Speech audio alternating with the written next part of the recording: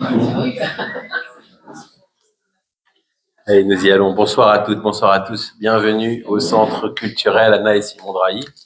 Bienvenue à l'Axil pour une conférence exceptionnelle avec Rachel Kahn, que je vous remercie d'accueillir chaleureusement.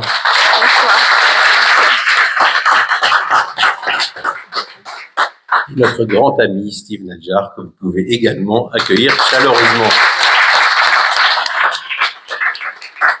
Intro très brève, on va commencer très rapidement. Rachel, on vous connaît. En plus, c'est la deuxième fois que vous venez, vous êtes un peu chez vous.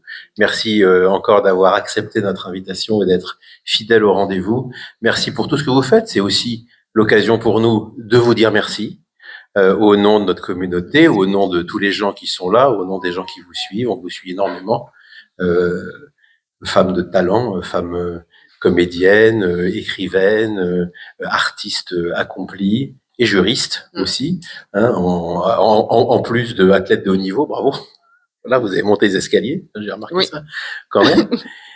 Et vous venez nous présenter non seulement votre livre, La culture de l'ultraviolence, mais aussi évidemment un espèce de florilège, si on peut dire, de tout ce qui se passe dans la société actuellement, la politique, les élections, ainsi de suite. Je pense qu'on y viendra aussi avec Steve.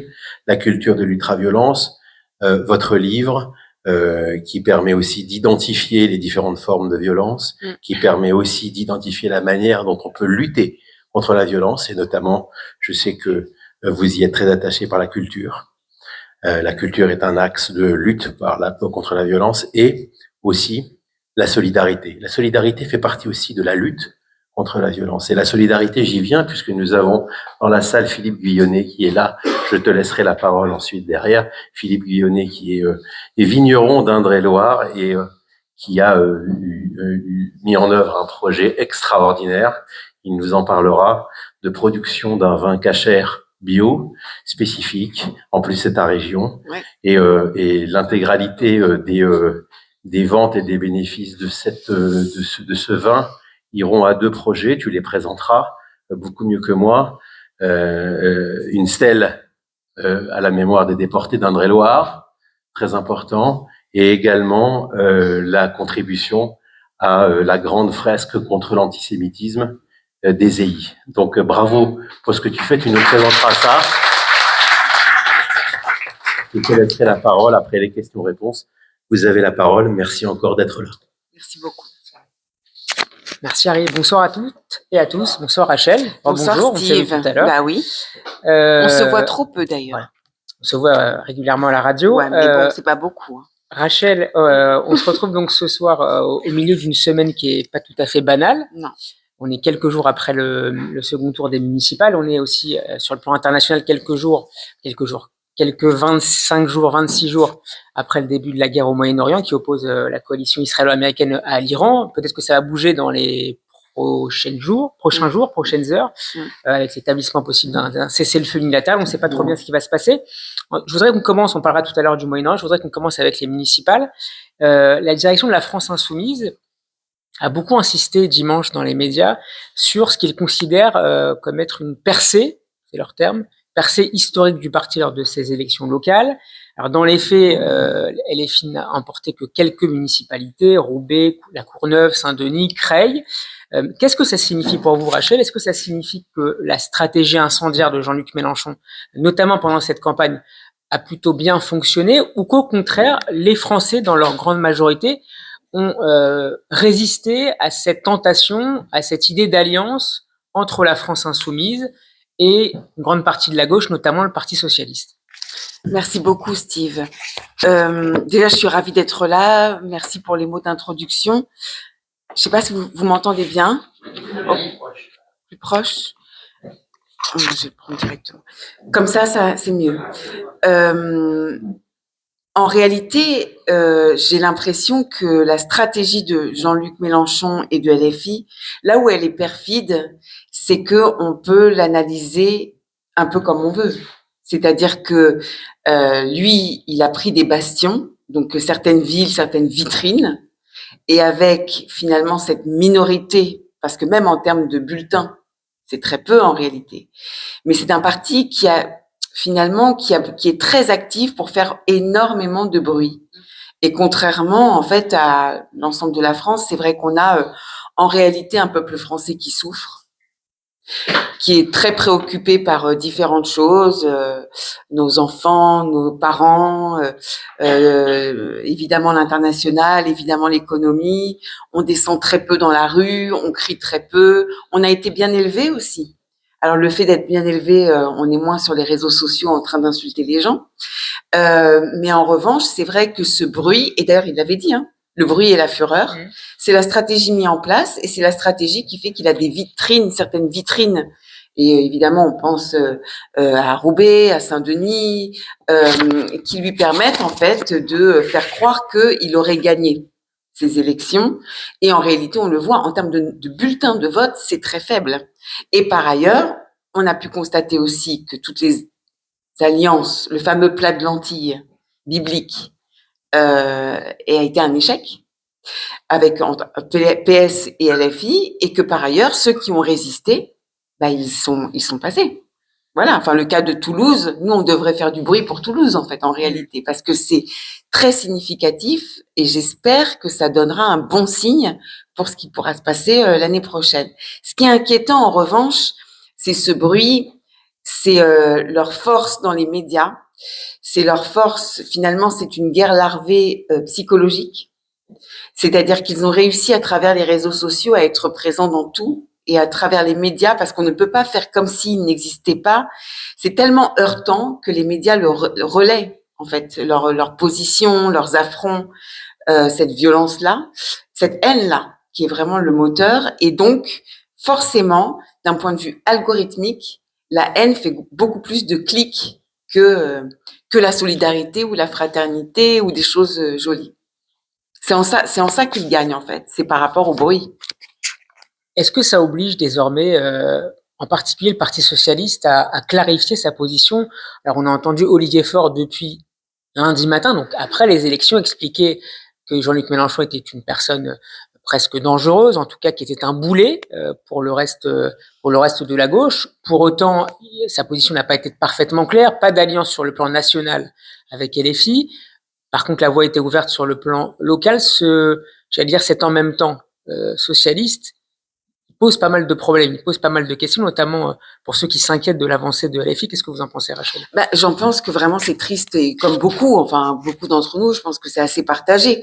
C'est très triste pour la gauche de Léon Blum, de Jaurès. C'est très triste en fait pour notre devise républicaine. C'est très triste pour la fraternité. C'est très triste pour même l'esprit, pas seulement la lettre de la Constitution, mais l'esprit constitutionnel, l'esprit des Lumières, l'esprit d'ouverture, etc.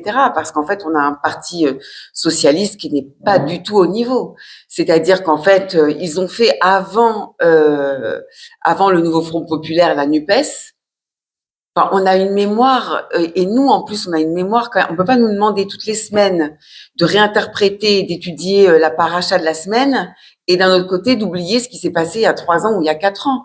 C'est-à-dire que Olivier Faure et ses équipes, et nombreux de ses équipes, et je citerai pas les noms, ils étaient quand même avec LFI lors de la NUPES pour avoir des postes de députés. Alors après, faire genre, on va mettre plus jamais ça, LFI, vous allez voir ce que vous allez voir, et puis à la fin, finalement, d'un point de vue localiste, faire des alliances, genre dites techniques. Non mais c'est vraiment. Et après, le lendemain des élections, parce qu'ils ont perdu, parce que si ça avait marché, eh ben, c'est un peu comme, je sais, enfin moi, ça m'a fait vraiment penser en tant qu'athlète de haut niveau, ancienne athlète de haut niveau. Quand vous gagnez, vous êtes française, et quand vous perdez, vous êtes franco-israélienne, ou ouais, vous voyez, c'est un truc comme ça. Donc bon, c'est lâche en réalité. Et je crois que l'ensemble des Français ne sont plus dupes malheureusement, de ce qu'est le PS. Je dis malheureusement parce que c'était une force politique. Si elle avait gardé sa dignité, elle était importante dans notre paysage, au lieu des radicalités. C'est par exemple de rappeler ce qu'avait dit Manuel Valls, à savoir l'idée de deux gauches irréconciliables. Exactement. Et d'ailleurs, Manuel Valls, justement, C'est-à-dire que je crois que lorsque Jean-Luc Mélenchon parle de la Nouvelle-France, ça peut être interprété comme une référence à ce que disait Manuel Valls.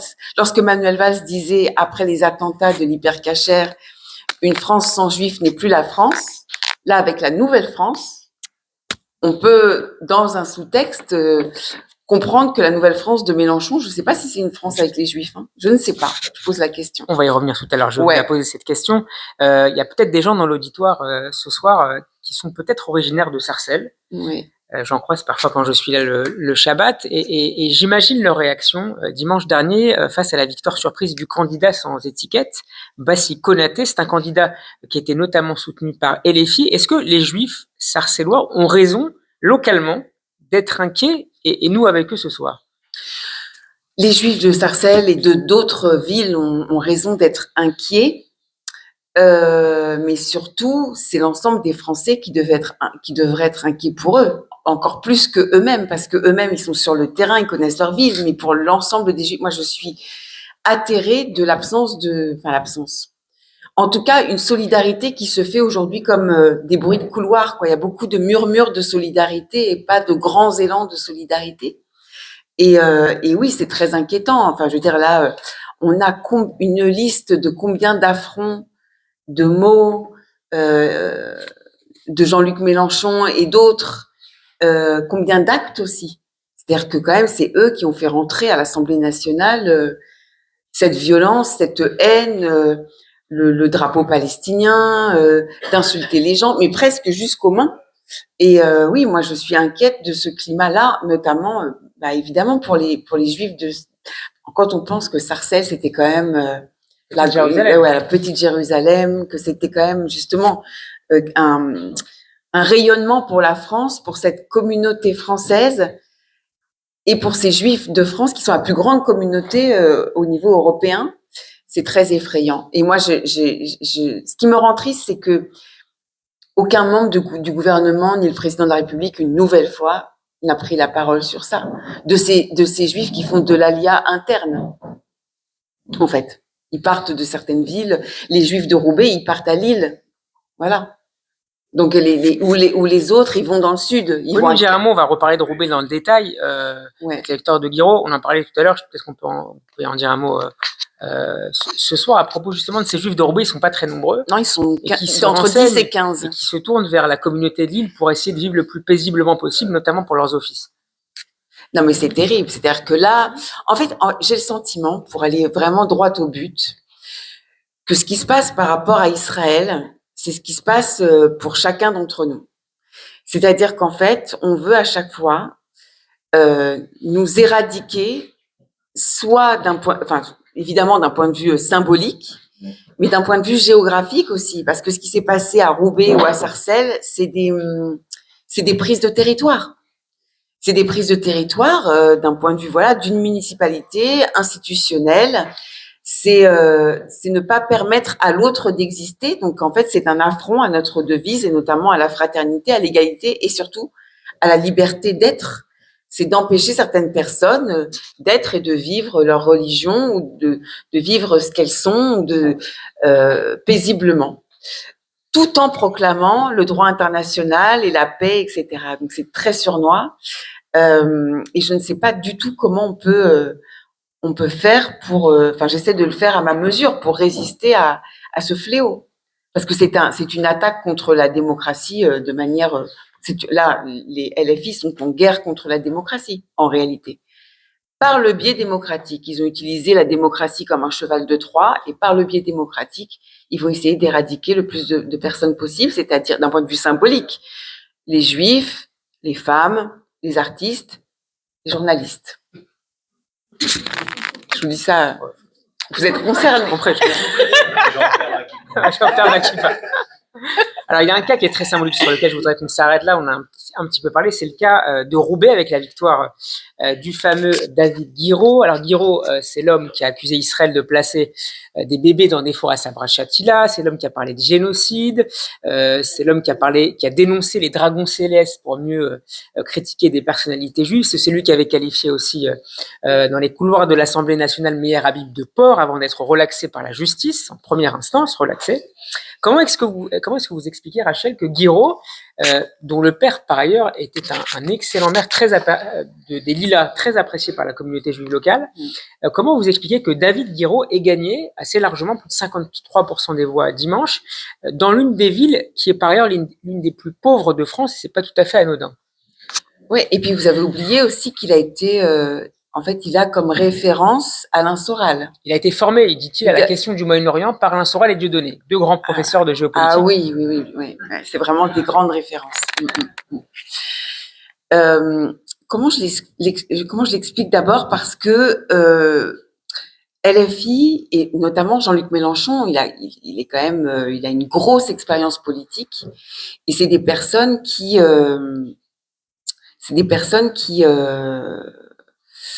regardent la carte électorale et qui regardent les bastions prenables, qui ont regardé les bastions prenables, qui ont calculé et surtout dans l'élection de David Guiraud, il y a énormément d'abstention. Il a été élu à 9000 voix, je crois, à peu près. Donc peu de mobilisation, effectivement un territoire assez précaire.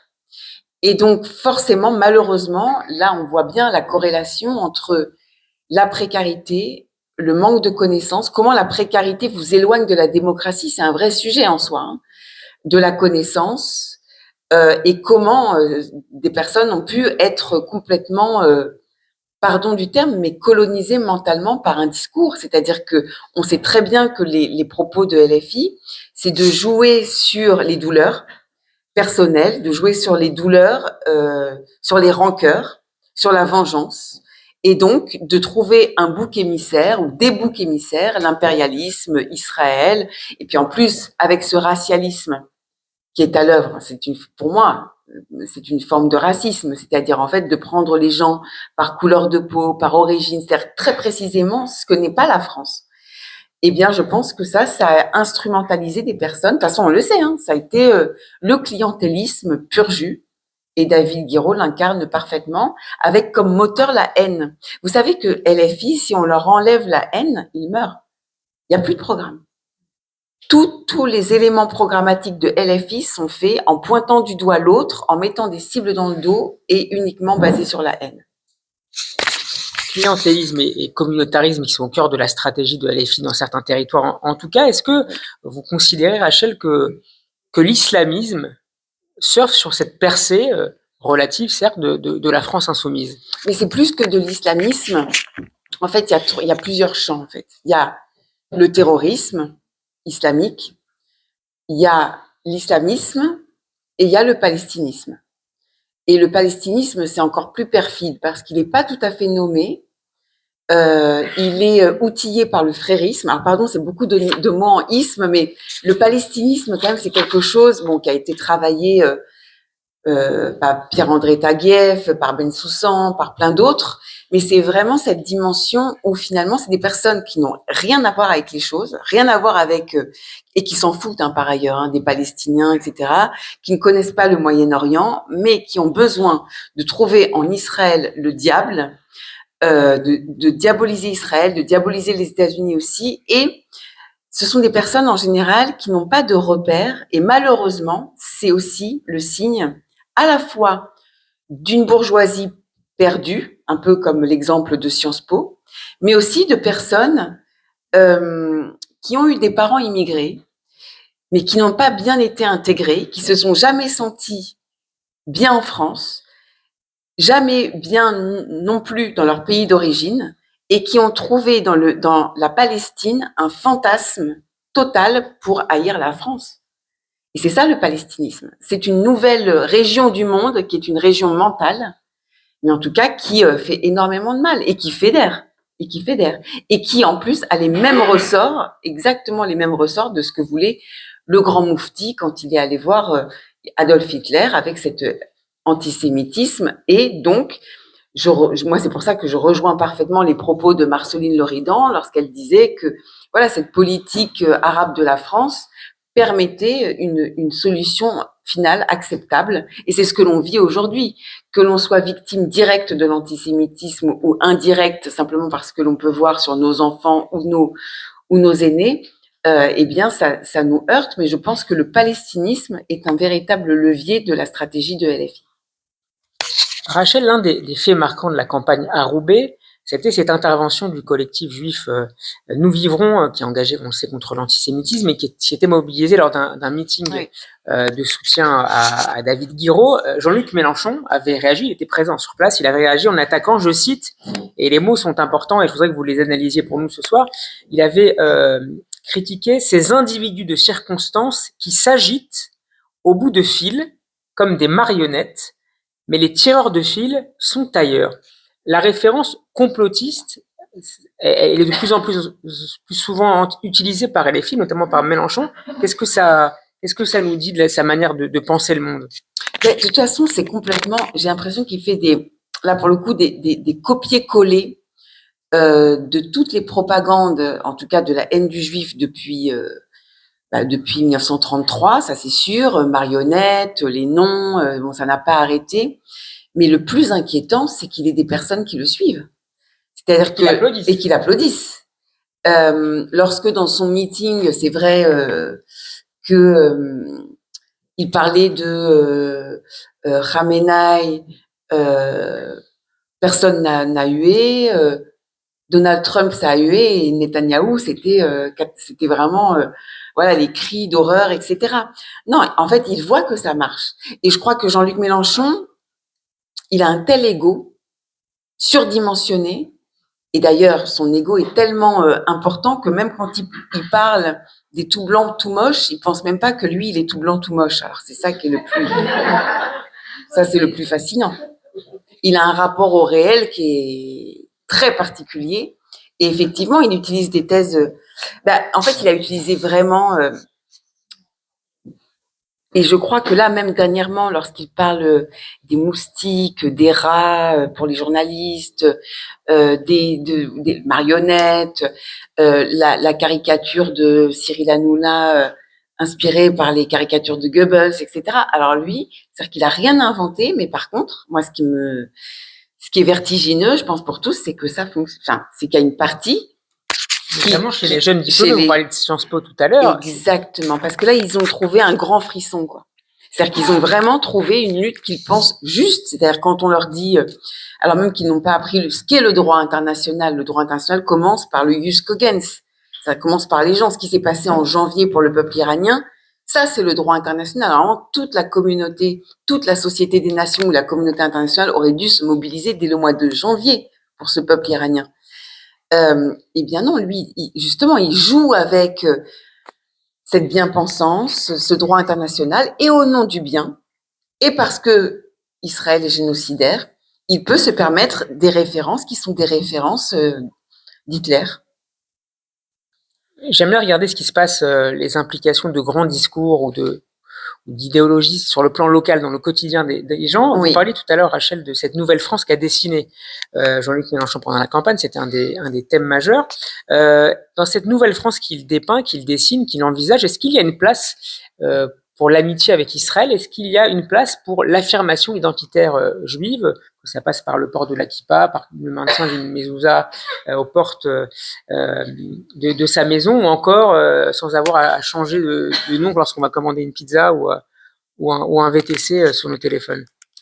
Mais de toute façon, la question peut-être, c'est est-ce qu'il y a une place pour l'amitié tout court chez LFI? Je crois que l'amitié, la fraternité, en fait, tous les propos sont tellement imbibés de haine que quel que soit, en fait, tout ce qui est différent de l'idéologie est en danger pour moi. Donc, moi, je vois bien ce truc de, justement, à force de répéter colonisation, apartheid, génocide, j'ai l'impression que petit à petit, en sous-texte, c'est quand même ce qui met en place, c'est-à-dire l'apartheid, c'est ce que prône Jean-Luc Mélenchon. C'est-à-dire la nouvelle France. Il y a ceux qui appartiendraient finalement au camp du bien et les autres. En fait, tout le monde est génocidaire. Hein, c'est-à-dire que les Juifs en premier, mais les autres, les soutiens à Trump, Netanyahou, etc. Bon, ils n'ont pas à faire partie de la démocratie. En fait, la démocratie n'est que dans son camp. Le reste n'a pas voix au chapitre. Et je le vois moi personnellement. C'est-à-dire, dès qu'on s'exprime, dès qu'on émet une opinion, dès qu'on veut vous disqualifier, vous gommez. Donc oui, moi je suis très effrayée parce que de toute façon, et on l'a déjà mis en place de manière instinctive. Je sais qu'il y en a qui résistent encore à porter la kippa, mais pas dans tous les quartiers. Le taxi, c'est pareil. Et vous savez, moi, ce qui me fait de la peine, c'est qu'il m'est arrivé un problème avec un taxi que j'ai raconté à l'antenne. Et en fait, mon témoignage a suscité la réalisation d'une vidéo qui n'est pas du tout moi, en déformant mes propos, comme si j'avais insulté le taxi, comme si, enfin une autre histoire, mais complètement. Et en fait, c'est ça. C'est en fait pire que les actes que, enfin pire. Il y a les actes que l'on subit qui sont extrêmement violents, mais quand on témoigne, on vous dit soit que vous êtes folle, soit on change votre propre récit. Et ça, c'est extrêmement dangereux parce que ça veut dire qu'on veut créer des êtres humains qui se taisent. Et l'être humain, le propre de l'être humain, c'est un, d'avoir conscience de sa mort, mais deux, la parole et le langage. Et en fait, ils veulent nous faire taire. Alors, dans le livre, vous écrivez, Rachel, qu'une question revient de manière obsédante, lancinante parfois. C'est cette violence intérieure qui conduit de plus en plus de Juifs à se demander, je vous cite, « Sommes-nous encore chez nous ?» Comment est-ce que vous y répondez, Rachel? Alors, comment j'y réponds de manière personnelle? Ben, c'est pas très... Non. Alors, sommes-nous encore chez nous? Oui, évidemment, parce qu'on a construit ce pays et parce qu'on a beaucoup apporté. Il y a une sorte de malaise identitaire. Les gens se sentent totalement français. Oui. Notamment sur le plan culturel, historique, mais en même temps, ils sentent que leur place est, qu'ils le veuillent ou non, remise, donc peut-être pas en danger, mais en tout cas en question, et celle de leurs enfants encore plus. Oui. Donc, effectivement, et notamment moi je suis juriste de formation, donc quand on ouvre une constitution, le préambule de la constitution, c'est quand même la déclaration des droits de l'homme et du citoyen. Elle a une forme particulière parce qu'en fait, c'est la même forme que celle des 10 commandements. Donc, ça a été vraiment pris c'était comme une référence aux 10 commandements, aux tables de la loi. Et donc, oui, pleinement. Après, d'un point de vue personnel, moi, je sais que ma place aujourd'hui, elle reste dans le combat, mais mon cœur est en Israël. Parce que, en fait, je n'ai plus du tout envie, j'ai envie de construire. Et c'est très embêtant d'être que en défense tout le temps. Construire plutôt que subir. Bah oui, et puis construire plutôt que subir, et surtout quand je vois, notamment sur la culture, j'ai participé au financement à un moment donné du Festival de Cannes, de plein de films avec des artistes aujourd'hui qui sont complètement, voilà, bon bref. On va retrouver à la Biennale de Venise. Voilà, par exemple, exactement. Mais des grandes stars du cinéma français que j'ai pu aider au début de leur carrière et qui aujourd'hui ont des propos catastrophiques. Le Festival d'Avignon, Rock en scène. Quand je vois que ce qui a été mis en place pendant des années est détruit par cette haine-là du juif et cette haine d'Israël. C'est aussi parce que ça fait bien d'être anti-Netanyahou dans ces milieux-là, dans le milieu culturel. Mais vous êtes anti-Netanyahou, vous avez un nombre de clics international. C'est-à-dire qu'en fait, ça vous booste votre algorithme. Donc c'est à la fois un argument électoral pour aller un argument commercial, tout à fait, digital, et puis pour certains artistes. Et oui, puis c'est un argument aussi pour les questions de casting. Si vous voulez ne pas avoir de problème pour être prise dans un film ou pour faire être l'égérie d'une marque, moi je sais parce que ça m'est arrivé. Je suis pas pro Netanyahou, mais en fait, j'étais prête à signer un contrat pour une marque et quelques mois plus tard, alors que tout était bon, on m'a dit non, c'est un peu compliqué parce que le commerce, etc., ils ont peur et tout, voilà, des choses comme ça. Donc, tant que, de toute façon, il y a ce boycott en sourdine moi, j'ai envie de vivre et de créer. J'ai pas envie d'être là en train de me dire est-ce que là je peux, là je peux pas. Voilà. Et puis en plus, là, on est dans les fêtes de Pessah, donc c'est la liberté. Donc la liberté, de vivre en liberté, même si c'est douloureux, c'est mieux d'être, à mon avis, mais ça c'est très personnel, d'être engagé pour un pays qui vous accueille et qui a envie de vivre et de construire, plutôt qu'un pays qui vous regarde en vous mettant au banc de la société et ne vous permettant pas de vivre votre ville aussi. Dans le livre, vous considérez que la haine du juif est aujourd'hui, je vous cite, la matrice, l'activateur, le laboratoire de la violence, de la culture de l'ultraviolence. C'est le titre de cet essai. Pour quelle raison, Rachel, et pourquoi cette haine à la fois symbolise, incarne toutes les autres haines, toutes les autres violences qui nourrissent la société, qui défigurent aussi la société? C'est vrai que dans le livre, en fait, j'ai pris le parti d'aborder toutes les formes de violence que tout le monde peut vivre, de notre jeunesse. Je prends l'exemple d'enfants qui sont harcelés à l'école, la violence symbolique, la violence économique, la violence juridique, la violence professionnelle, physique, évidemment, malheureusement.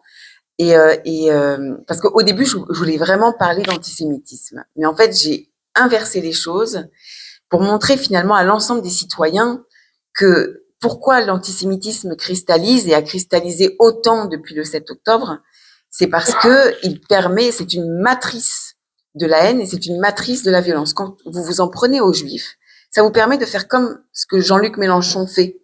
Ça permet d'armer le bras de terroristes, ça permet de faire du ricanement, ça permet de faire de l'intimidation, ça permet de couper symboliquement l'arbre d'Ilan Halimi, mais sans être condamné pour le fait d'antisémitisme. Ça permet en fait de ne pas être pris la main dans le pot de confiture, mais tout en ouvrant la porte à la violence et à l'ultra-violence, c'est-à-dire d'impulser une autre forme de culture, qui est cette culture de la haine.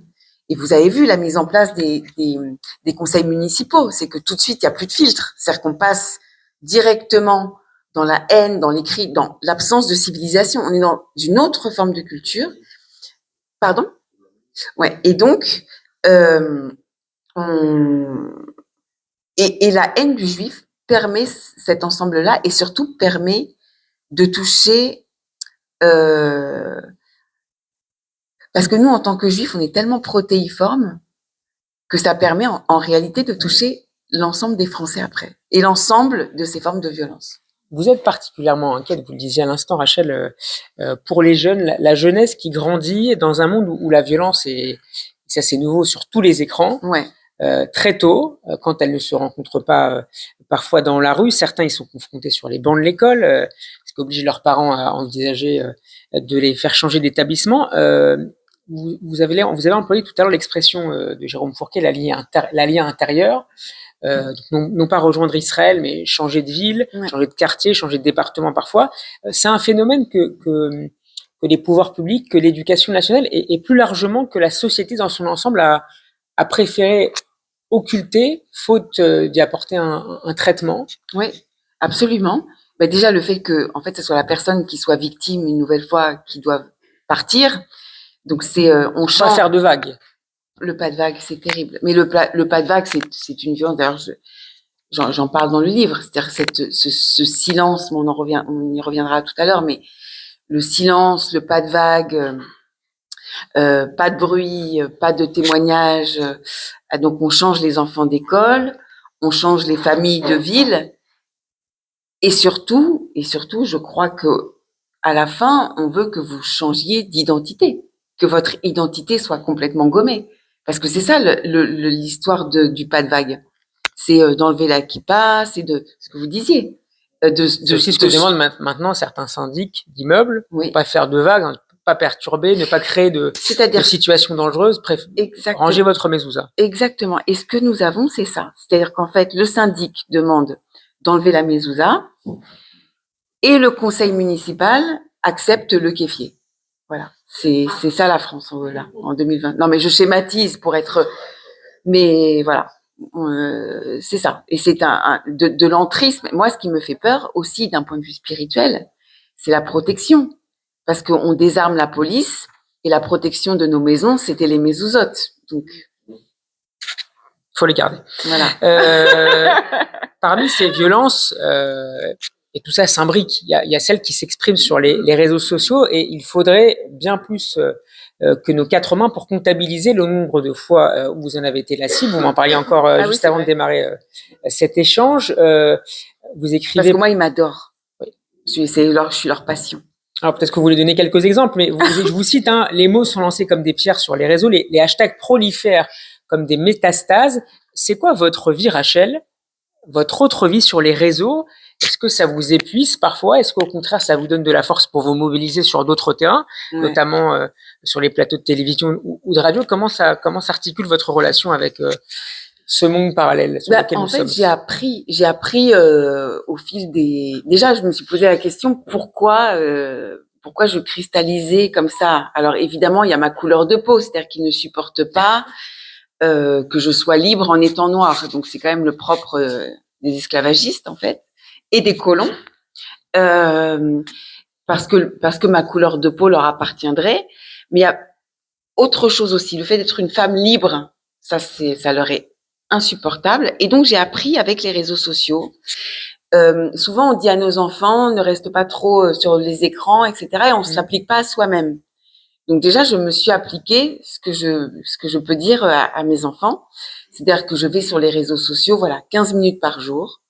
Et vos enfants s'inquiètent parfois pour vous? Ouais, c'est ça qui m'a fait de la peine. Ouais, ça. Et donc justement, donc je leur dis d'arrêter les réseaux sociaux quand vos enfants s'inquiètent pour vous. Là, c'est le truc de l'inversion. Après, c'est pas mal parce que ça vous permet, en les rassurant, de vous libérer aussi. Mais c'est vrai que ces histoires de réseaux sociaux, là où c'est dangereux pour nos enfants, c'est que ça pénètre les maisons, ça pénètre notre espace intime, mais ça pénètre aussi toutes les heures de la journée. C'est-à-dire qu'il n'y a pas de moment de pause, il n'y a pas de, voilà, 2h du matin, 3h du matin, machin. Donc moi, j'ai arrêté, c'est-à-dire que je fais 15 minutes. Sur Twitter, je regarde ce que j'ai envie de regarder. Sur Instagram, je suis passionnée par la danse et la culture, donc je regarde des comptes. Donc je m'oblige, en fait, je tords l'algorithme, vous voyez, parce que l'algorithme va me proposer des trucs, voilà, Gaza, je sais pas quoi. Donc je le tords en mettant danse, en mettant art, en mettant livre, en mettant voilà, musique. Et puis pour répondre à votre question, après c'est bien, enfin c'est pas mal aussi. L'autre côté, c'est que ça me fait réfléchir et avancer, notamment sur le fait que si on cristallise, c'est pour une raison aussi, c'est qu'il y a des leçons à en tirer à chaque fois. Là, de manière très concrète, c'est encore Médine sur David Guiraud qui salue David Guiraud pour sa victoire en disant le King du Nord. Donc moi, j'ai analysé ça avec ma liberté d'expression comme étant David King. Bon, je crois que la référence, elle est quand même pour tout le monde, enfin, en tout cas pour nous, assez évidente, surtout venant de Médine avec son passé et son passif, etc. Et là, ça a été la risée, comme quoi j'étais folle et comme quoi, en fait, c'était une référence à Game of Thrones. Sauf que Game of Thrones, la référence, c'est le roi David. Bon, donc ça me permet de réfléchir sur l'absence de connaissance aussi des haineux. C'est-à-dire que si la référence, c'est uniquement Game of Thrones et pas Baudelaire et pas la bibliothèque et pas d'autres livres que leur microcosme, c'est sûr que à la fin, malheureusement, sur les réseaux sociaux, nous ne parlons plus le même langage. Ça ne vous fait pas réfléchir sur ce que vous demandez parfois si vous serait préférable de vous retirer, d'intervenir un peu moins sur ces sujets? Est-ce qu'il y a des moments où, par la peur, pour vos enfants, vous posez la question? Non, mais en fait, Parce que nous, on peut se la poser. Enfin, moi, je vous la pose parfois. Ah oui. Ça demande beaucoup de courage. Mais non, de subir ça. Mais je crois pas. Enfin, c'est-à-dire qu'en fait, quand vous savez que vous êtes dans votre mission, vous vous posez pas la question, en fait. Vous faites ce que vous avez à faire. C'est-à-dire que moi, je pourrais pas faire autrement. Je peux pas, vous m'invitez tous les mercredis. Si vous me posez une question, je pourrais pas répondre à moitié. Je vous réponds naturellement. Sinon, je vous relancerai. Ah oui. Ça fait raison. Non, mais je ne peux pas faire autrement. En plus, quand on a la chance de pouvoir écrire, d'être publié, ou la chance d'avoir un micro, alors qu'aujourd'hui, la parole est quand même très fragile. Mon devoir aussi, c'est de parler naturellement pour inciter le plus grand nombre de personnes à parler la tête haute. Et donc, non, moi, je me rends pas compte. Je pense pas que ce soit du courage. J'ai été élevée dans une famille, justement, avec des valeurs fondamentales. De l'autre côté, avec quand même le Talmud Torah, etc. On m'a enseigné certaines choses et je peux pas m'en détourner. Ça serait me trahir, en fait. Et je peux pas quitter votre émission et me dire, mince, j'aurais dû dire ça, là. J'ai pas dit ça. Non. Je peux pas. En fait, le courage, justement, ce serait je sais pas, non, ce serait pas du courage de fuir, de me taire. Le courage, ce serait peut-être d'aller voir Jean-Luc Mélenchon en direct, de lui dire, oui, tu es blanc, tu es moche, pour de vrai. C'est ça le courage. Mais sinon, là, moi, ce que je fais, c'est vraiment une mission. Enfin, c'est une mission qui m'est livrée. Je peux pas faire autrement. Ah, ce sont deux termes intéressants, mission, courage. Est-ce que on n'a pas encore parlé de lui? Est-ce qu'Emmanuel Macron a manqué de courage face à la montée de l'antisémitisme et dans le positionnement de la diplomatie française, d'abord depuis le 7 octobre, et ce qui a suivi, et tout récemment avec cette position purement défensive de la France, en soutien néanmoins à ses alliés du Golfe. C'est important de le souligner, avec cette idée qui est répétée également. 18 roues. Avec cette idée également que la France, ce n'est pas la guerre de la France. Non, mais en réalité, moi, Steve, c'est une déception. C'est une déception internationale. J'ai jamais voulu parler d'Emmanuel Macron avant le 7 octobre. Peut-être que certains le savent. Moi, j'ai fait la campagne et je suis vraiment désolée. Je vous présente toutes mes excuses. J'ai fait la campagne d'Emmanuel Macron en 2022. J'ai honte. 2022 Oui. Ouh. Non. Mais justement, c'est-à-dire que c'est l'histoire d'une trahison. C'est l'histoire d'une trahison. Je devais être nommée ministre de la Culture. Là aussi, je vais pas vous raconter, mais ça a été l'histoire d'une trahison douloureuse et qui explique tout ce qui s'est passé après. Après, quand il est arrivé le 7 octobre, en fait, je me suis tue pendant 1 an et je me suis dit, je vais jamais parler d'Emmanuel Macron parce que j'aime pas les personnes qui disent du mal d'une personne simplement parce que vous n'avez pas été nommé. C'est pas intéressant, puis ça fait pas avancer le débat, etc. En revanche, quand il a eu son positionnement avec toutes les personnes qui ont pu l'entourer ou qui ont eu envie de lui parler, mais qu'il a fait appel à Yacine Bellatar pour l'histoire de la marche, déjà c'était vertigineux. Ensuite, il a enchaîné, et on était ensemble à chaque fois, j'allais dire des dégueulasseries, mais c'est ça. C'est-à-dire qu'il a enchaîné le fait de nous mettre en danger, en sous-texte, de ne pas, alors c'est soit un manque de courage, soit il pensait vraiment que à sa personne et à garder finalement un fonds de commerce, l'entrisme, de garder ses amis justement du Golfe, etc., du Qatar, etc. Mais quand il a commencé à dire, alors qu'on avait encore des otages, que Israël était barbare, de faire un boycott sur les salons militaires, Eurosatori, etc. Voilà l'histoire. En plus, là, au niveau des commandes du Dôme de Fer, ça cartonne au niveau international avec la guerre. Bon, bref. Pour répondre... Et qu'Israël devait se souvenir que c'était grâce à l'ONU qu'il avait été créé. Ah ouais, c'est ça.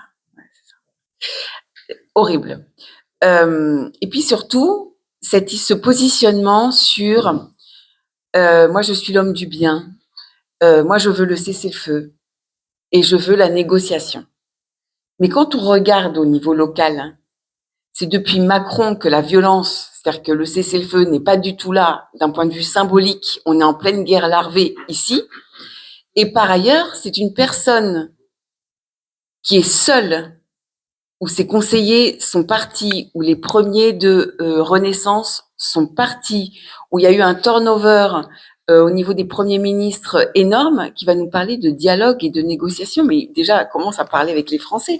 Parce que, en fait, le problème, c'est que tu vas pas faire, c'était quoi, vous vous souvenez des réunions citoyennes, là? Comment ça s'appelait? les Tour de France citoyen. ouais, bon, voilà. En fait, la convention citoyenne, on va pas faire la convention citoyenne avec les mots-là, quoi, maintenant. Donc, déjà, Est-ce que vous avez été regardons. surprise justement alors, il n'y a pas que la France, hein, mais que notamment la France n'ait pas clarifié très rapidement sa position entre la coalition israélo-américaine, malgré les divergences, différents importants avec à la fois Trump et Netanyahou, qui était quand même opposé à une dictature, l'Iran, sanguinaire à l'intérieur de ses propres frontières. On est quelques semaines après l'écrasement des manifestations et un État qui est à la fois acteur et soutien du terrorisme à l'étranger, y compris dans l'histoire contre les intérêts français. Totalement. Et même plus que ça, c'est les intérêts français. Et surtout, c'est une trahison, justement, à l'histoire de la France. Moi, j'ai eu la chance d'apprendre le droit international avec Mario Bettati, qui a créé le droit d'ingérence. Le droit d'ingérence, lorsque des peuples sont en souffrance, comme le peuple iranien est en souffrance, la France était là pour aurait dû être là pour intervenir au-delà de la communauté juive ou d'Israël, etc. La France, au Conseil de sécurité, devait être motrice pour la création d'un nouveau droit international, et je le répète souvent, d'un droit international qui soit en phase avec les enjeux d'aujourd'hui, c'est-à-dire le terrorisme, le narcotrafic, avec tout ce qui se passe, cette économie parallèle, la prostitution, tout ça, ces trois, de toute façon, le narcotrafic, les réseaux de prostitution et le terrorisme, c'est en miroir de la lettre de l'ONU. Et normalement, la France aurait dû créer cette coalition, mais très tôt, mais il y a 20 ans, en réalité, avant les catastrophes sur notre territoire, du terrorisme, de Mera, du Bataclan et autres, et du Drakkar, évidemment, j'en passe. Mais on aurait dû être en première ligne. Mais parce qu'il y a cette politique du Quai d'Orsay, catastrophique, honteuse, et qui met à mal ses propres citoyens. Parce que j'entendais là cet après-midi les discours, par exemple, où, le Premier ministre disait il y a 400 000 Français de l'étranger. Moi, j'aimerais bien savoir exactement où les Français, parce que les Français, ils sont majoritairement en Israël. Hein. C'est-à-dire qu'il y a 30 000 ou 40 000 au Liban. Après, il y a effectivement dans les pays du Golfe, mais après, la majorité, elle est en Israël. Donc, ne pas tenir compte de notre réalité, c'est-à-dire de la diaspora, de notre lien charnel et organique avec Israël, je trouve que justement, ce n'est pas écouter les Français quand on se veut un chef d'État du dialogue et de la négociation. Ce qui est assez stupéfiant, vous parliez, Rachel, à la fois de terrorisme et de réseaux de stupéfiants, c'est précisément des domaines dans lesquels sont experts à la fois le Hezbollah, Exactement. au Liban, et les gardiens de la Révolution. Et il a fallu attendre fin janvier, début février, et en réalité quasiment 40 ans, pour que la France soutienne, c'est un des derniers pays États européens à le faire avec l'Italie et l'Espagne, soutienne l'inscription des gardiens de la Révolution iraniens, qui sont aujourd'hui à la tête de l'État iranien, Exact. plus encore que les religieux, sur la liste des organisations terroristes, sur la liste de l'Union européenne. Exactement. Et en parallèle, on vous fait des grands trucs, Opération Place Nette à Marseille, quoi. C'est-à-dire que ça devient un grand truc, Opération Place Nette, on a l'impression que, Qu'est-ce qui empêche la France de prendre des décisions? Et ben, ce qui l'empêche, c'est parce la que peur c'est la peur. Mais oui, évidemment, quand vous avez un Bellatar qui vient dans votre bureau et qui vous dit, ouais, si tu fais pas ci, ça met le feu, etc., de mettre une pression comme ça, parce que derrière, en réalité, il y a aussi tous les finances. Il y a non seulement que la France n'inscrit pas les choses et n'est pas claire avec son positionnement, qu'elle ne nous protège pas, l'ensemble des Français, mais aussi l'ensemble des, entre guillemets, hold-up publics. C'est-à-dire qu'en fait, le fait que les tunnels du Hamas aient été, il y a une partie qui a été financée par l'Europe, les subventions des associations fréristes en France, vous vous rendez compte que quand même, pendant les émeutes Naël, c'est les narcotrafiquants qui ont demandé le cessez-le-feu, là, pour le coup. Le fameux cessez-le-feu d'Emmanuel Macron. Non, mais c'est quand même dingue. Quand on analyse les choses un peu à froid, on se dit, mais c'est vertigineux. On réfléchit uniquement que par séquence. Quand on réfléchit par séquence et par communiqué de presse, ça endort complètement les citoyens. Mais quand on voit au global, avec les mots qui sont repris des uns et des autres, et surtout le fait qu'il n'y ait pas d'action concrète, ou plutôt de traduire dans le concret les mots qui sont servis dans les discours présidentiels, ça attire la violence. Parce qu'un discours mou, un discours fourbe et un discours qu'on ne croit plus entraîne la violence de l'ensemble des citoyens. Rachel, avant de passer le micro pour donner la parole à la salle, une dernière question. Dans le livre, vous parlez de violence intérieure et des effets sur la santé mentale. Vous êtes la marraine du Keren Hayesod.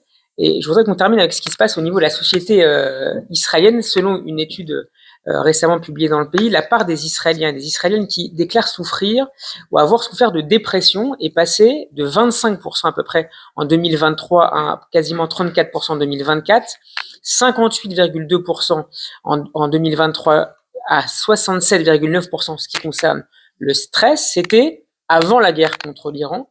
Vous vous rendez régulièrement en Israël, je crois que vous deviez le faire ces jours-ci, demain. Même s'ils se tiennent debout, les Israéliens, les Israéliennes, notamment les plus jeunes, et je dirais aussi les nouveaux immigrants, c'est pas forcément facile à exprimer, souffrent parfois sans oser l'assumer dans ce moment de crise où il faut tenir debout, rester debout. Ça va être un des enjeux importants de l'après-guerre. Oui, c'est vrai que comme on est dans un monde d'images, on regarde forcément les combattants ou les victimes mutilées et autres. C'est vrai que quand on se baladait dans Tel Aviv ou autre, dans d'autres villes, à Ranana, à Ashdod, on voyait beaucoup de places de parking pour personnes en situation de handicap. On se dit, mais il y en a beaucoup de places de parking. Et finalement, malheureusement, elles servent de plus en plus, mais il y a cette douleur qui ne se voit pas, le trauma. En fait, avant, j'employais le mot post-trauma, mais en réalité, c'est un trauma parce qu'en fait, tant que la guerre n'est pas finie, on peut pas dire que c'est post-trauma. C'est des petits qui ont grandi justement avec des petits, enfin ça touche toutes les générations. Avec, je me rends souvent dans des hôpitaux avec le Keren Hayesod, on finance justement les soins psychologiques. C'est des personnes qui ont maintenant de plus en plus en fait des crises de démence aussi, et des jeunes enfants qui n'arrivent pas à se canaliser, à se concentrer, à se poser. Et c'est vrai que là, par contre, au niveau des soins, il y a différentes techniques qui sont mises en place, notamment par des professeurs, mais aussi d'autres choses qu'on peut apporter avec notamment des animaux. Le Keren Hayesod, on a financé une forme de zoo comme ça ambulant. On va dans les villes les plus précaires pour voir avec les enfants, leur faire des ateliers justement pour qu'ils puissent parler sur leurs plaies mentales, psychologiques. Et en fait, de toute façon, c'est après la Shoah aussi qu'a été développée la psychanalyse de fait et exportée après à travers le monde. Malheureusement, c'est une science qu'une nouvelle fois, Israël va être en première ligne pour développer. Mais c'est vrai que cet accompagnement-là, au Keren Hayesod, il nous tient à cœur parce que il fragilise l'ensemble de la population. Et vous avez souligné à juste titre, et c'est là où j'ai un petit problème, j'ai un peu mal vécu, enfin comme tout le monde, mais le fait que aux informations, quand cette guerre-là, une partie de la Grande Guerre est arrivée il y a 25 jours, on montrait souvent, à chaque fois qu'on montrait Israël, on montrait, oui, on court dans les abris, machin, les applis, c'est chouette, on fait des mariages, des anniversaires, etc. Cette dignité-là, elle est géniale parce que la dignité et la force se partagent et on peut la déployer, etc. Mais à l'intérieur, tout est morcelé et il faut le faire savoir au monde parce que les autres en face, ils jouent avec la victimocratie, la victimologie. Et c'est vrai que j'ai rencontré de nombreuses familles dans des situations évidemment ayant tout perdu.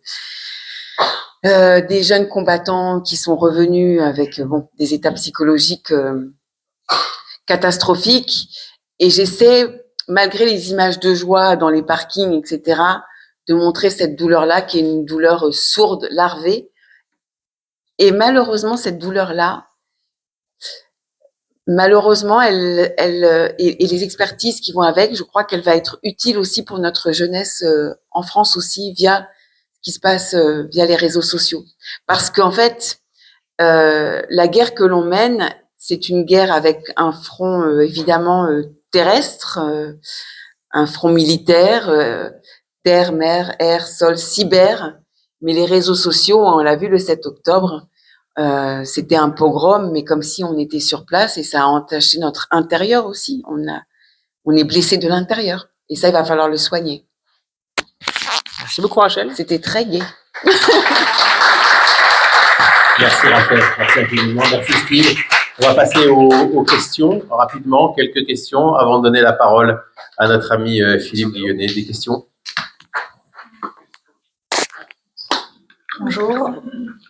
Merci Rachel pour cette très belle interview. Je me posais une question par rapport à Mélenchon, parce que moi je l'appelle plus Jean-Luc Mélenchon, je l'appelle Mélenchon.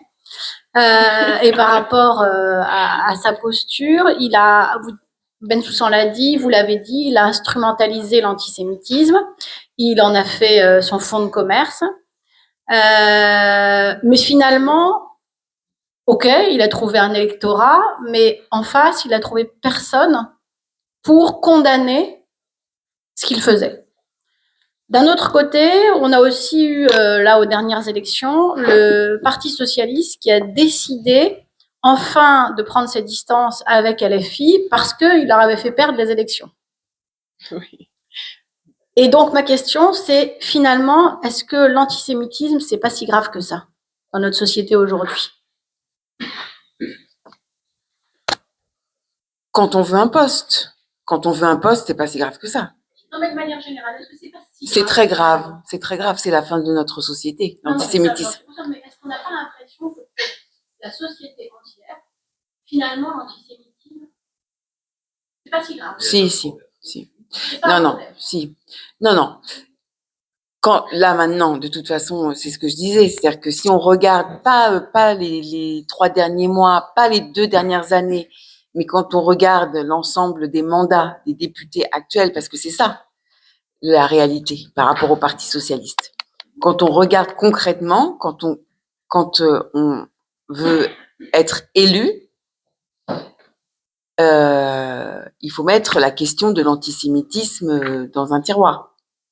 C'est ça le sujet. Mais sinon, c'est très. Moi, Non, c'est grave parce que si on a des valeurs. Mais est-ce que la société dans son ensemble, aujourd'hui en France, considère que l'antisémitisme est un problème grave? Oui.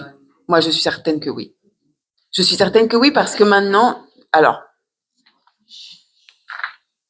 la société dans son ensemble considère que c'est grave, mais une nouvelle fois, cette histoire de pas de vague, cette histoire de croire que si on cache le problème, il n'existe pas. Là, on voit que petit à petit, cette haine, elle ne touche plus que les juifs maintenant. Vous avez vu l'installation des conseils municipaux, d'autres affaires, etc. C'est la même haine et c'est les mêmes méthodes et c'est la même stratégie. Donc, je pense que ce que vous dites, c'était juste il y a encore quelques mois, mais qu'aujourd'hui, là, on est passé à un autre niveau où cette haine-là, elle ne touche plus seulement que les juifs avec les mêmes méthodes de l'antisémitisme. Et je pense que plus ça va, plus les citoyens. Vous voyez à Toulouse ce qui s'est passé. C'est significatif. Avec voilà. Je veux même pas dire je veux même pas dire le nom de la personne. Mais la flottille. Bah oui, il y a eu quand même un lever de bouclier. Celui qui a été élu, le maire actuel, il pensait pas faire un tel score. Hein. Il y a eu une mobilisation, il y a eu un vrai front contre LFI. Mais après, ils se sont mobilisés. En fait, moi, ce qui me fait plus peur, c'est la forme d'anesthésie. Est-ce que c'est à la fois de la peur? Est-ce que c'est de l'autocensure? Il y a une forme d'anesthésie qui est dangereuse. Ouais. Il n'y a pas d'indifférence. Non. Je pense que vraiment, c'est Ils savent.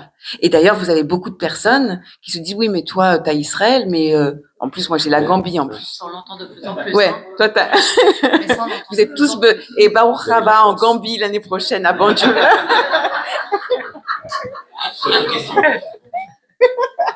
Bonsoir Rachel, merci déjà pour votre intervention et également pour tous vos mots. Je pense qu'ils font du bien à beaucoup d'entre nous depuis le 7 octobre, vous et d'autres d'ailleurs. Moi, je voulais revenir sur ce qui s'est passé ce dimanche. Je pense profondément qu'en fait, Mélenchon a réussi son coup. Et c'était un peu prémonitoire en fait. Quand il y a un an et demi, il a fait venir à l'Assemblée nationale effectivement une association qui était interdite pour effectivement commencer à les mettre sur les listes. Je pense à Roubaix, je pense à Saint-Denis. Saint-Denis, c'est 150 000 quand même habitants. Moi, j'habite Charenton, c'est en gros 5 Charenton. Il y a Roubaix, il y a Mantes-la-Jolie, il y a d'autres villes.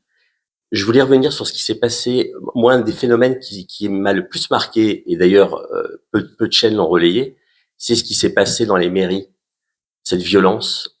Et ça m'a fait penser à une phrase, alors je sais plus de qui elle est, qui disait que les huées sont les signaux faibles de la barbarie. Et ma question, c'est, pour vous, à un an de la présidentielle, c'est les germes de quoi pour vous tout ça, cette violence? Mais Jean-Luc Mélenchon a tout dit en fait. Lorsqu'il, je suis pas là. Lorsqu'il dit lorsqu'il dit le bruit et la fureur et le chaos conflictualisé. En fait, je ne sais même pas si s'il veut être élu ou quoi. Il veut non, mais il veut surtout le chaos. De toute façon, quoi qu'il arrive, oui, c'est ça, c'est ça. Donc c'est ça. Après, faites attention à ne comment dirais-je? Attention au piège de la vitrine. C'est-à-dire qu'il a des petites villes comme ça, une nouvelle fois, mais la majorité, c'est comme sur les réseaux sociaux, c'est la loupe. On a l'impression que c'est pas parce que vous êtes en tendance que moi parfois j'étais justement pour répondre à votre question, c'est que parfois j'étais en tendance genre Twitter, Rachel Kahn et tout. Je vais dans la rue et en fait j'ai que des personnes qui me disent je vous adore là comme ça. Et donc je me suis dit mais non, vous m'adorez pas parce que là c'est en fait c'est du je crois que il adopte une stratégie du numérique au réel en grossissant ses villes etc. mais c'est une vraie stratégie. Après là où il a pas bien joué Mélenchon, je vais vous dire exactement. C'est qu'il lui manquait quoi il lui manquait 500 000 fois un truc comme ça. En fait, il s'est trompé parce qu'il aurait dû prendre les 500 000 juifs de France. Nous, on aurait été là à fond, on aurait été waouh et tout, machin. Mais malheureusement, voilà, il s'est trompé. Parce que nous, on n'est pas nombreux, mais on est plus forts quand même. Mais vous ne pensez pas que ça va exploser d'ici un an? En fait, ce qu'on se rend compte, c'est que chaque semaine, chaque mois, donne son lot où on gravit une marche. On gravit un niveau dans la... Mais ça ne peut pas être autrement que l'exploser. Mais ça ne peut pas aller autrement. Mais par contre, individuellement, c'est pour ça que j'ai écrit ce bouquin, individuellement, on peut avoir des ressorts intérieurs. C'est-à-dire qu'en fait, on pensait beaucoup France, on pensait beaucoup République, etc. Là, maintenant, je pense que individuellement et pour nos communautés aussi, faut sauver notre peau. Mais en tout cas, moi, ils n'auront pas ma peau. Ouais. Parce que ça peut pas aller autrement. Une autre question, Rachel, s'il vous plaît. Oui, bonsoir. Deux petits points sur évidemment ce qui se passe en Israël au niveau des Miklat. Effectivement, les gens sont un petit peu traumatisés de se réfugier, etc. Il n'y a pas que la joie qu'on voit à la télévision. Il y a effectivement un traumatisme des gens. Au fil des semaines, on les voit avec des visages de plus en plus décomposés, quoi.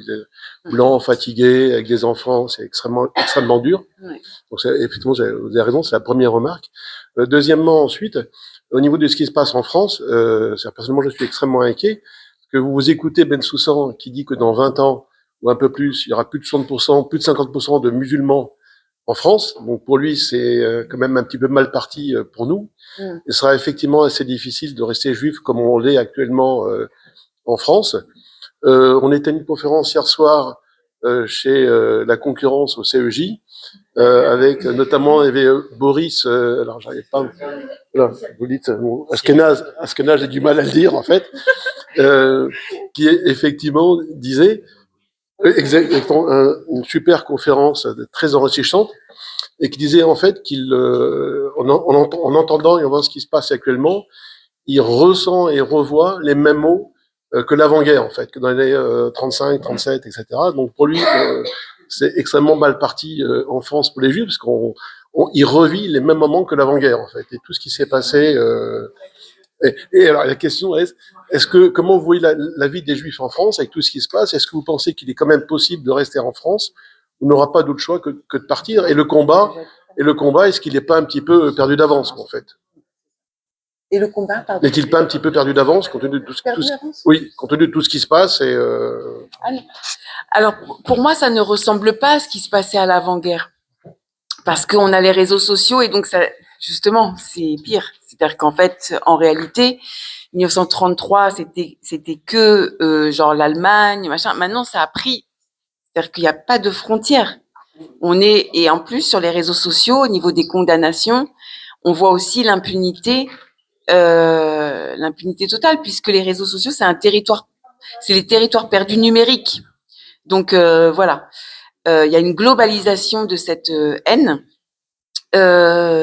Pour répondre à votre question, vous me disiez, est-ce que c'est pas perdu, c'est ça?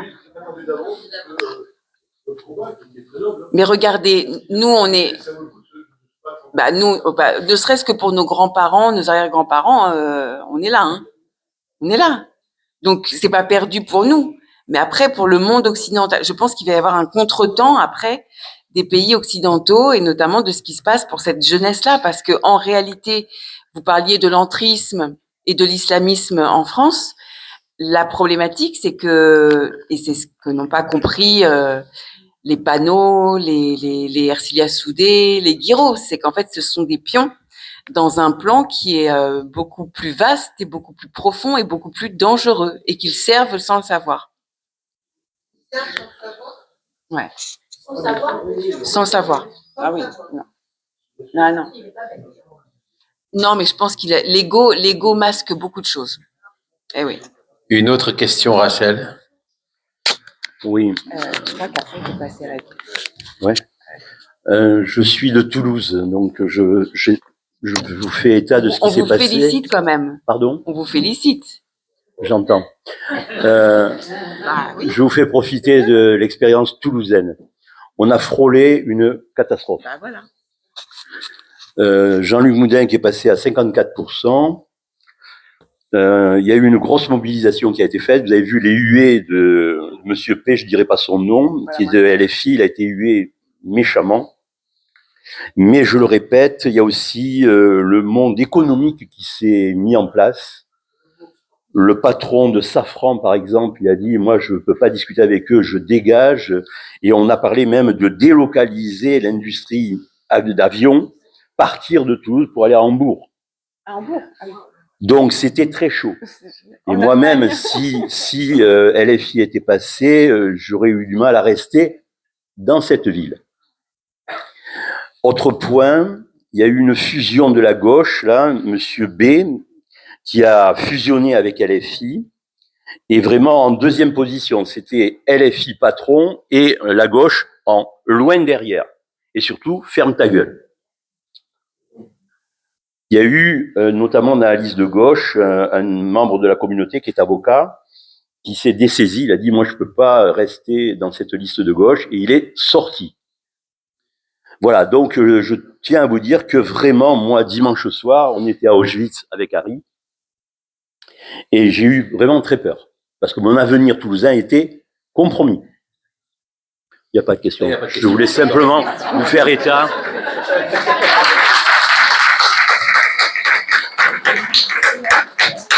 Et notamment, il y a eu même le monde économique et un syndicat, le CEPME, qui jamais ne parle politique, qui a pris la parole. Il a dit, alors, le monsieur P de LFI, anti-LGV, c'est-à-dire ligne à grande vitesse, il voulait pas l'avion, le train Toulouse-Bordeaux, parce qu'il faut savoir que... S'il veut pas le train, c'est déjà positif.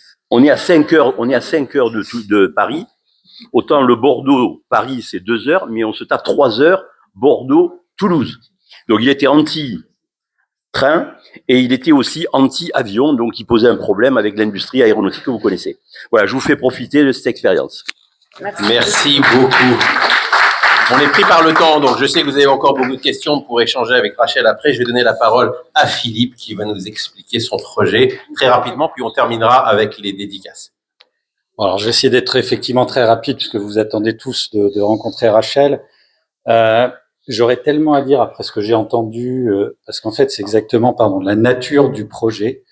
Alors, moi, je suis catholique, en fait, hein, donc voilà, je pensais que ça va. Et donc, moi, face à, en fait, tout ce qui a été dit ce soir, tout ce que vous avez vécu, moi, je me souviens, j'avais 18 ans en 90, sur, voilà, la marche cimetière de Carpentras. Moi, je me souviens qu'on vous soutenait. En fait, voilà. Et je me souviens qu'il y avait une solidarité vis-à-vis de vous. Effectivement, elle a un peu disparu. Elle est moins visible. Voilà. Mais elle existe. En fait, donc, c'est mon message très simple ce soir. Vous n'êtes pas seul. Donc, voilà. Vous n'êtes pas seul. La France sans les Juifs n'est pas la France. Vous l'avez dit, j'ai noté plein de choses dans votre discours. Moi, quand j'entends que des gens pensent à quitter leur propre pays qui doit tant à la communauté juive, et auprès de qui on peut dire que les non-juifs ont quand même une dette assez forte, vu les faillites fréquentes, historiques, à protéger ses propres citoyens. Pour quelle communauté française accepterait-on tout ce dont vous avez parlé? Avoir peur de mettre ses enfants à l'école, avoir peur quand on commande un taxi, j'ai noté, penser quitter son propre pays où certains membres sont là depuis des générations, depuis le Moyen-Âge et même avant, d'autres peut-être plus récemment, mais ont contribué tellement. Pour quelle sous-communauté française accepterait-on ça?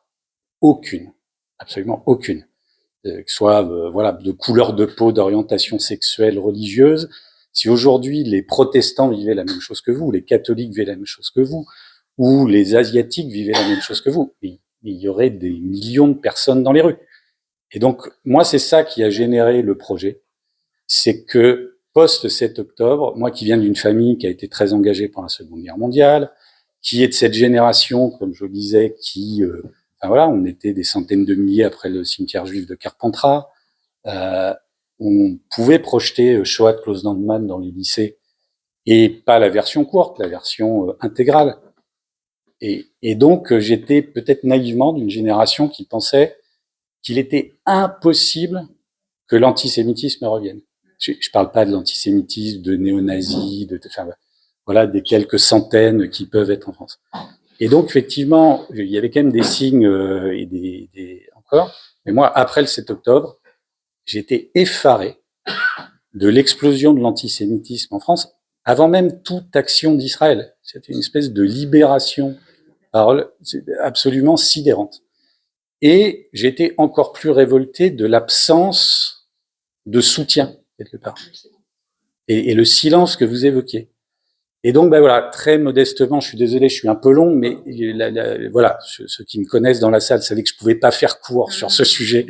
Moi, j'ai cherché très modestement à dire, qu'est-ce que je peux faire en tant que, citoyen français? Vous avez parlé aussi de la devise de la France, de la fraternité. C'est absolument fondamental pour moi.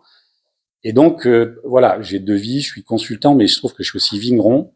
Et donc, comme je fais du vin, j'ai dit, je vais essayer de faire un vin en soutien à la communauté juive. Bon, Emmanuel, qui est dans la salle au fond et qui est un collègue de mon activité de conseil, m'a dit, si tu te lances dans le vin cachère, ça va être compliqué. Merci, mais ça va être très compliqué. Mais merci, mais ça va être très compliqué. Et donc, il m'a mis en relation avec Harry et Marc, que vous connaissez sans doute, et on s'est lancé dans l'aventure avec l'idée de faire une cuvée dédiée à la fraternité, cachère, dont effectivement le produit de la vente sera destiné à deux associations. Une magnifique association qui s'appelle l'Arècheval, que vous connaissez peut-être, qui a recensé tous les déportés depuis l'Indre-et-Loire et qui veut construire une stèle sur la mairie de Tours, sur la place du château de Tours. et puis les EI, comme vous l'avez dit en introduction. Et puis voilà, le message, c'est de dire, vous n'êtes pas seul. Et il y a une majorité très silencieuse, parce qu'effectivement, comme Rachel Kahn l'a dit, l'espace médiatique est occupé par les plus vociférants. Et c'est le devoir, justement, de ceux qui sont peut-être un peu trop bien élevés, comme vous l'avez dit en introduction, maintenant de prendre la parole, de se mobiliser, chacun avec ses moyens. Et je crois que c'est surtout le devoir des non-juifs de le faire. Et on est à un stade que vous avez parfaitement décrit. Je sors de cette soirée presque un peu déprimé, donc je vais essayer de remettre un message d'espoir. C'est aujourd'hui le devoir des non-juifs de vous exprimer leur solidarité, parce qu'à un moment, ne rien faire, c'est aussi être complice. Et je pense qu'on a atteint ce stade-là maintenant en France. L'indifférence, elle devient coupable. Donc, et de plus en plus. Donc voilà, cette cuvée, elle est très modeste. Si vous la prenez comme un signe, voilà, de soutien, d'affection, de solidarité, de fraternité.